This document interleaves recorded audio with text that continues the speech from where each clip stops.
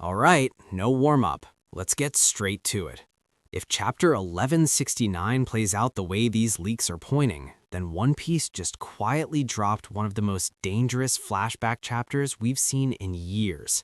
This chapter is short, very short, but don't get it twisted. This isn't a filler chapter. It doesn't just give us information, it reframes everything. Gaban, Shanks, Loki, and above all, the will behind the Thunderhammer, Ragnar. The title alone says it all. I must die. That's not metaphor. That's not drama. That's a confession. And every sign points directly to Harald, a man who's reached the point where death feels like the only answer left.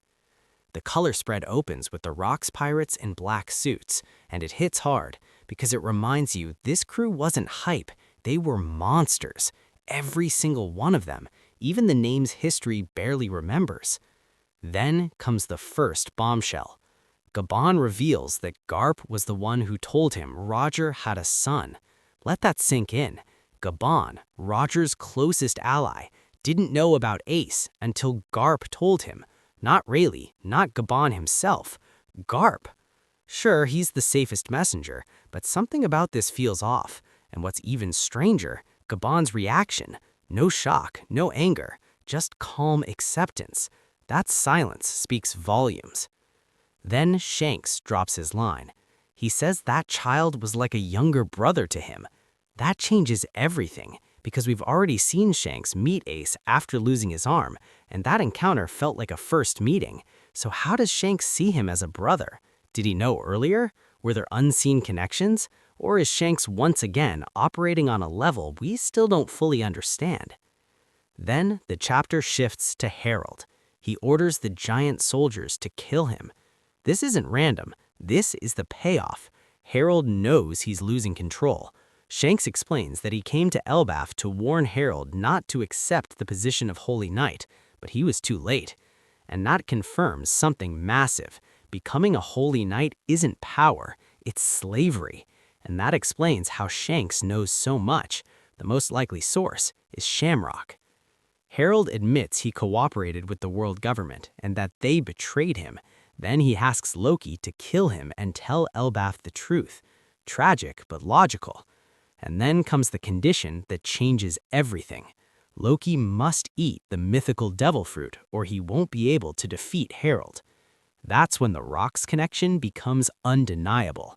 Harald knows too much about devil fruits, about immortality, about how to break it. Unlimited immortality can't be brute forced. It requires a specific mythical fruit, or the darkness fruit Rocks was chasing. Then everything collapses. Harald completely loses control. He turns into a rampaging monster. He attacks everyone. Jarl is stabbed straight through the head. And no, that wasn't Loki. That was Harald. Shanks and Gaban step in. And here's the terrifying part. They can't stop him. Shanks and Gaban together, unable to put him down. That tells us exactly how terrifying the power behind Im truly is. Oda doesn't resolve it. The incident continues. Loki runs toward the treasure room to eat the mythical fruit, and the moment he enters, the Thunderhammer Ragnar moves on its own and attacks him. That's where the magazine cuts. And now the real questions begin. If the mythical fruit was the only way to kill Harald, then how was he defeated before when the fruit had already been stolen by the world government? There's only one answer: Ragnar. The hammer isn't just a weapon, it moves with intent, with will, and in One Piece, that means something. Mythical Zoans have will, legendary weapons have will. So what is Ragnar?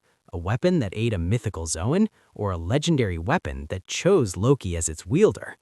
And don't forget the outside interference. If the fruit was stolen, someone from the world government was there. A Holy Knight, Garling, Shamrock.